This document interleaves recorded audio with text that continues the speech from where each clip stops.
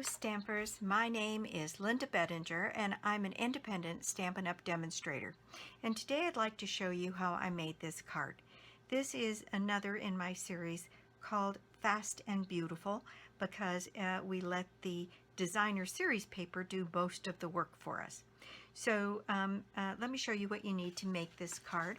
I used a Petal Pink card base, cut 11 by 4 1/4 and scored and folded at 5 1/2. This one I wanted to open this way. So we need that. Then we need 2 pieces of designer series paper, and this paper comes from the suite that is the tree. This particular paper is called Nature's Poem, and it's got some beautiful papers, and I made a variation of this same card using this paper that's in here, and I'll show that to you before we're done. Hopefully I can remember to do that. Maybe I'll just do it straight away. So this is the variation of the one I made with this paper and this same designer series paper below. So then we need 2 pieces of whatever designer series paper you're going to use. I use this one, and I've already cut mine. To get this pretty shape, what we're using is from the Swirly Scribbles die set.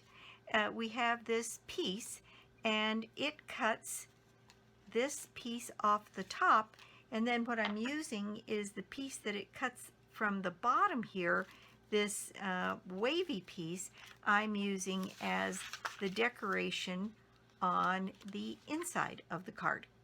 And so we will be putting this on the inside of this card, and it allows us to use the whole cut. Now this one is a little bit different in that I cut this one quite a bit shorter than this one. It felt like it was a little crowded on the bottom here on both of these, and I think it's just a preference. So this one is going to be a little bit shorter. I'm going to put this one up on dimensionals, and I'm going to put a Rich Razzleberry backing on this one to frame the sentiment. And so those are the only differences that I have between this card and the one we're going to make today. So again, we need the card base. I used Petal Pink. We need 2 pieces of the designer series paper.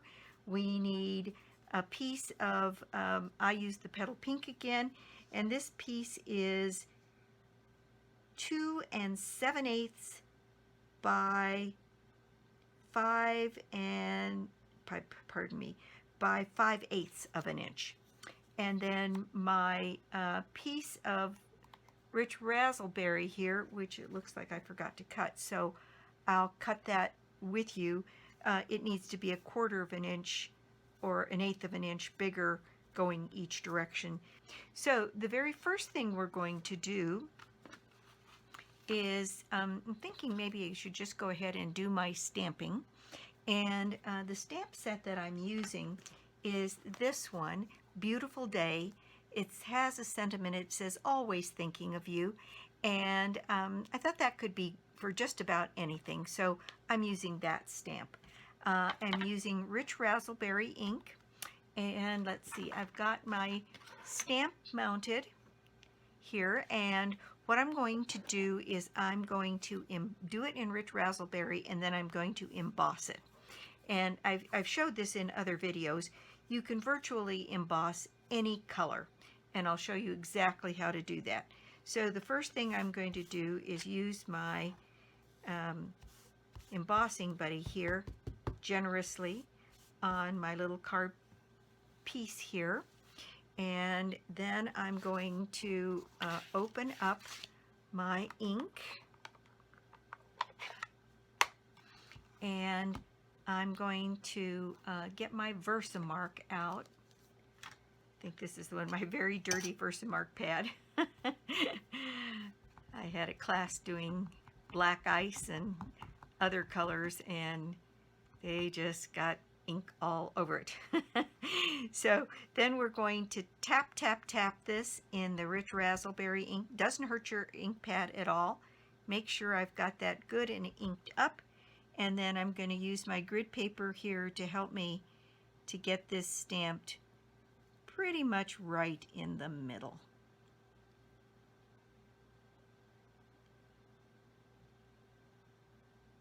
And straight, hopefully. And just going to let that sit on there for a second to let the ink come in, and there we go. Now I've got some clear embossing powder here. I'm going to close up this ink because I don't think I need it for anything else. And so I've got my clear embossing powder here, and I'm going to get this, maybe I could use my tweezers to help me here, get this put into the clear embossing powder and get that powder put all over the words here and wipe away any that's extra. There we go. I think that's pretty much all ready to go, and then I'll quiet the video while I heat set this sentiment.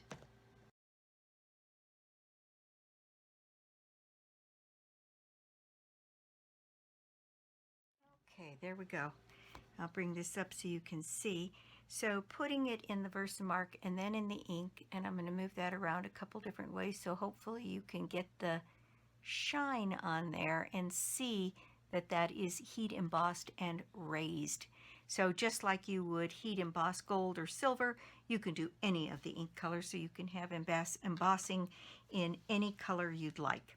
So having done that piece, I do need to cut down a piece of Rich Razzleberry, and I'm going to take a second and do that, and I'll be right back. Okay, I'm back, and I have my piece that now this piece is again 7/8 of an inch by 3 1/8 of an inch, and that'll act as the backing for our sentiment on our card. So once you get your pieces cut, this is a very fast card, and that's the idea behind these Fast and Beautiful, a way to make a card that's pretty darn fast. So the first thing we're going to do is adhere this piece of paper here down to my card, and this piece is cut at 4 1/8 by 5 3/8, so just big enough to give an ever so tiny border around the outside of the card, so we just get a hint of the pink. And there we go. Then this piece was cut at 5 1/4 by 4, and then run through my die with the die here to get this pretty cut on the front of the piece of paper, and that then gives us yet another tiny frame on the front of this to give the appearance of a framed designer series paper. And on this one, let's see, where's the original card? Here it is. I put the ribbon around both pieces and then raised both pieces on dimensionals. And I decided that I thought I liked the look of it better if I put a piece of this pretty Rich Razzleberry velvet ribbon around this piece and then raise it. I think it gives the card a little bit more of an appearance of dimension. So what I'm going to do is put some snail on the back of my ribbon here so it'll stay put on my card. And then maybe I can use my grid paper to make sure I get this on here straight. And I thought I would put this piece a little further down on the card, right down here. There we go. And then I'll just wrap these ends around the back of this piece. And then I'm going to use some dimensionals on this to raise it a bit.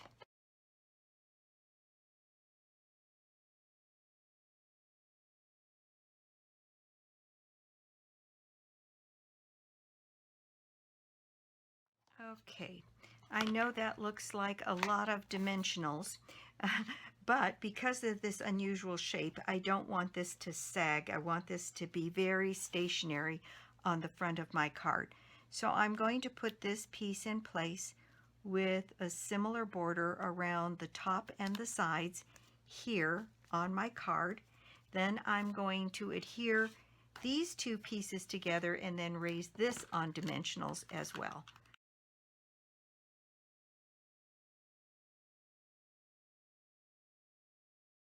And I'm going to set that in place right down here along the bottom edge. All right, now one of the things we have left is to tie a ribbon or tie a bow like I did on this one and add some sequins. And I'm using sequins from the Metallic Sequin Mix because I thought this was very interesting. It has black and it's got silver and it's got gold, and I really liked the copper. And so I decided that I was just going to grab out a handful of copper sequins, different sizes. That's what's nice about this little collection of sequins. They come in all different sizes as well as colors. And I showed this tip recently ago on a video. I put a glue dot on the back of my pokey tool here, and you kind of reactivate the glue by messing with it a little bit, and then you can reach in here and you can use it as a pickup tool to pick up what you're looking for. And you can also put them in place with this, and I'll show you how I did that as we go through here. But I'm going to get a handful of sequins out here so we have lots of choices for the size and where we want to put them. Okay, so and that's a great buy. There's a lot of sequins in this, and this comes in two colors, and you've seen me use the iridescent ones that are in the lighter colors, and then this. So it makes a pretty versatile bunch of sequins to have on hand to have all of those available. And I see we got a couple of black ones that snuck in here, and so I'll move those out of the way. Okay, so ribbon. To tie a bow, this ribbon is velvet on one side and not on the other. So I'm going to show a little bit about tying this bow so that you make sure that you get the velvet up on both sides here. And what I do is I use, I cut probably longer than I need on this front loop, and for this kind of a bow, I make my loop here about as long as I make my tail. Then I know that I want the velvet part of this ribbon to come over across to make this piece here on the bow. So I'm coming over and around my loop here with the velvet side showing up, and you see here on the back now I've got this side that I don't want to show. So on the back side I'm going to turn it over just a, whoops, I lost my loop here, so let me get my loop back. So over so the velvet side shows, then on the back I'm going to twist it around here on the back side so that when I am pushing through this loop here to make my bow, I'm going to push through the velvet side. And there it is. And so now I'm just going to pull this and start pulling these pieces down. And while this loop in the middle is fairly loose, you can adjust your ribbons to be whichever direction you want. So pulling this this piece a little bit tighter and pulling this piece up a little bit, and there we've managed to get a bow that has the velvet showing on both of the loops and around the center. So and again, it's a loop like this, around like this, turning this on the back side so that you get the velvet loop here to push through here and then pull, and then you'll have velvet on both sides. Okay, so now I'm just going to cut this off and then fiddle with this a little bit because I want to get it to the size that I want. And I don't want a giant bow here, but I do want something that's fairly substantial. And it's always easier to put your ribbon down and then tie a bow. It's a little trickier to tie a bow and get your tails coming down the way you want them if you just tie the end. I can show how to do that as well, and I will on a future video, to make sure that you get your tails going the direction that you want them. For this, I'm just going to trim off these edges here, and I'm going to add this bow with some glue dots. And I like to take my glue dots and decide where I want my ribbon and put my ribbon down, put the knot down on the first glue dot. There we go. And then get 2 more glue dots, one on each side, underneath the loop of the bow to hold the bottom of it in place on both sides. So sometimes it pays to catch the tail as well, but in this case I don't want this bow to look too tortured, so I'm just going to catch the bottom loop, and that way my bow looks nice and even. And there we go, we have our bow all done. Now let's see, we are at the point of adding the sequins and the inside of the card decorations. So I'm going to bring back my silicone mat here, and remember I have my glue dot on the back side of my pokey tool, and I'm going to use my fine tip glue pen, which I'm much happier to use once I figured out, and I think I said this on a last one, my glue tip used to get clogged up and then I couldn't get the pin back in. I'd left it uncapped for too long, or something would happen and I couldn't get it done, and then I was all gunked up in the tube here, and it made the glue unusable. Well, I found that if you heat this tip with your heat tool, it reliquefies the glue. Then you can go ahead and get your cap put on it, and your glue and your tube is usable again. So just an FYI on that. So I'm going to put a little dot of glue down here, and I'm going to put one of the larger of these sequins here. And I did this in a pattern that kind of went across the card this way, and I kind of like that idea. So that's what I'm going to do again here. I'm going to put another dot of glue down here and put another sequin in place, and then I'm just going to put a couple of dots of glue down here, and that's the way I'm going to have my sequins go across the card.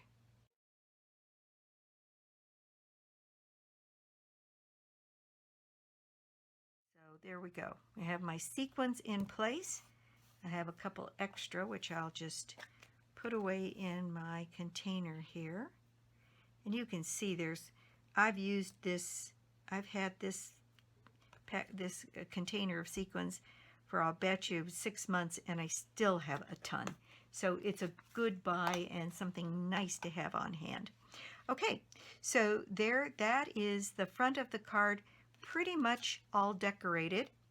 And now I will put back my glue top here, and we'll work on the inside of the card, which is again really pretty simple. And all I'm going to do is take this piece that I die cut, and I'm just going to use snail. I'm going to put snail here on places all along here. This is the nice thing about using a silicone mat when you're doing this, because the glue doesn't stick to the silicone mat. So the glue kind of just sticks to where you need it to stick. And then there's a real easy trick if you do get some glue residue on your silicone mat for cleaning that up.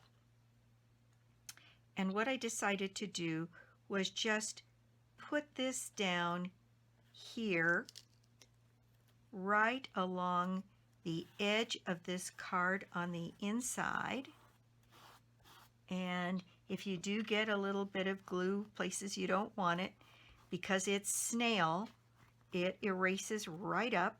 Okay, so the next thing I'm going to do is just trim this up here so that it is flush with the card. And I've got a piece on this side.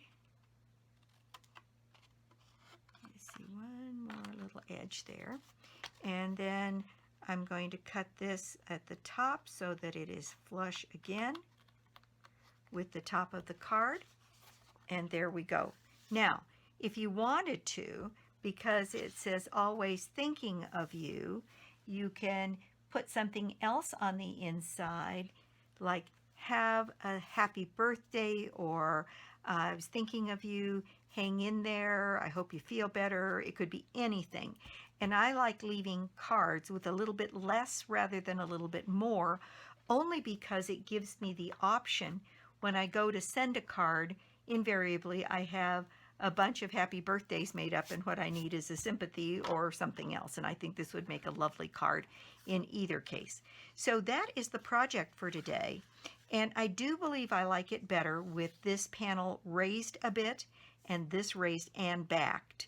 I think it makes for a card that looks a little bit more dimensional. And then I'm going to bring this one back in so you can see what I did with the variation on the paper. And again, it's just the Rich Razzleberry. And these two are cut pretty much the same, with the top part being a little bit larger. This one is cut with the top part being a little bit smaller and almost more even on the card. So I get a little bit more of the Rich Razzleberry down below. And you'll have to tell me what you think about all of that, whether or not you think it is better with more of the pattern showing or less, and raising and so on and so forth. In any case, that is the project for today. And I want to thank you so much for stopping by my YouTube channel today. I do so appreciate it. And let's see, the prize draw for this month is a bundle in the catalog, the Sitting Pretty bundle, which is the stamp set and the dies. And let's see, the prize winner, I don't think I ever said that. The prize winner for May was Lillian Alvarado. And Lillian is won the 5 ink pads for the new in colors and the markers. And because they weren't orderable until June, I've got them coming. And so Linda, Lillian, those things are on their way to you as soon as I get them. And so, and this is all now available in the catalog. And I thought I would take 1 second, since we can open the catalog now, to show you this. This is all part of this Rooted in Nature, Nature's Poem suite, which has this absolutely stunning stamp set that has all different kinds of trees and leaves, and these leaves that are like in the pattern on this paper, just almost like skeletons. And then it also has this lovely die set. This is an enormous die set. It cuts out this huge tree. I'll be messing with that pretty soon. And then here that's on page 143. And then on page 144 is this, the rest of the material in this suite. And I was going to see if I had some of the embellishments. I still have many things coming in my boxes from Stampin' Up, so I don't have everything in front of me. But this is the paper that we used, and there's one of the papers for one that was an alternate that I made, and this is the one that we used today. And there's some samples here. There's just a ton you can do with this suite. And so that's on 143 and 144, and that's available in the catalog now. And if you don't already have a Stampin' Up! Demonstrator, I'd love to be your demonstrator. You can go to my website, www.albedinger.stampinup.net, and make an order, and puts you in my prize draw for the end of the month. And for those people that put in an order of 25 or more, You also get a reusable card from me at the end of the month, along with a little product gift. So or you could join my team. I'd love to have more members on my team. And so that's it for me today. I'll be back soon with more projects and more cards. Bye.